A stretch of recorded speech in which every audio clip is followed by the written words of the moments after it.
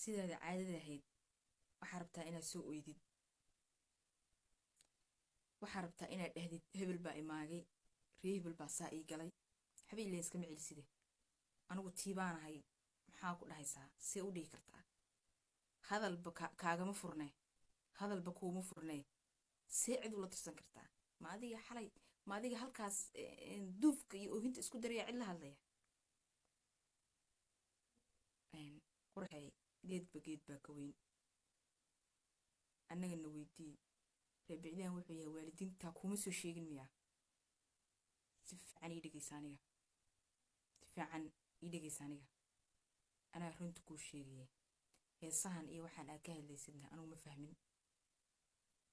ninkaana heesiisa xayeysiinaysidna anugu waxaan kala saari waayay inaad taageero u tahay inuu ku qabo koos aad moobeel la daba ordaysid. ninkaan aan kala saari waayay inaad taageeraha u tahay inuu ku qabo horta ku dheeraan mayo. heesaan adiga ah xayeysiinaysidna kolay qof weynoo halkaas soo fadhiyo asagoo naftiisa wax u qabsada anuu kugu ogaa. ma aqaan wax kugu dhacay. saqiir iyo kabiir cid aad ammaan siisid iyo cid kaa nabad gasha iyo maanta cid aad heshiis la tahay ma jidho.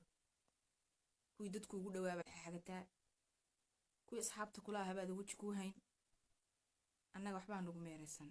hadduu maanta reebicdahan walaale fiuskaa galay anagu kula tirsan mayno. gabar yaroo ma jeerteenoo tolkayo naga waalatay baa kuwa aragnaa, waxba ku ceyrsan mayno. ragga adhays waa iisoo gabyaana abaayo kuma yaqaanaan. laga yaabay dhanaa kula tirsata laakiin nin raga kulama tirsanayo.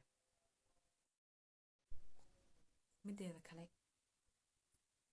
tii inaa ahay oo ogtihiin baa tiri. dee tii waa ognaa inaad tahay, waana ka dhergsanahay, wax walbana waa daawanay, waana kaa warhaynaa qurxay. taas daah nagama saarnaa, waa ku ognahay. khayr allah ku siiye. mid baan kugu darsanayaa waana ah wax kuu sheegaa weyday. qolkaanaa ku xirantahay inta ka baxdayd stress kugu dilay. adiga dhan baa waalan. indhaheeda fiiriya, way ku fiirinaysaa wayna ku dhaafsantaha. dadka waalwaalan waxaasaa lagu yaqaanaa. kolay kugu fogaan mayo kuguna dheeraan mayo. dadka islaamka ah faraha kala bax. ma jeclii anigu inaan dadka ka daba hadlo. garta anaa gooya, hadalkan anaa bilaaba. intaasaan kugu soo gabagabeynayaa. qosolkaani iyo xiida badana jooji, waa waxa ku waalay. ragga adhays waa iisoo gabyaana abaayo kuma yaqaanaan. laga yaabay dhanaa kula tirsata laakiin nin raga kulama tirsanayo.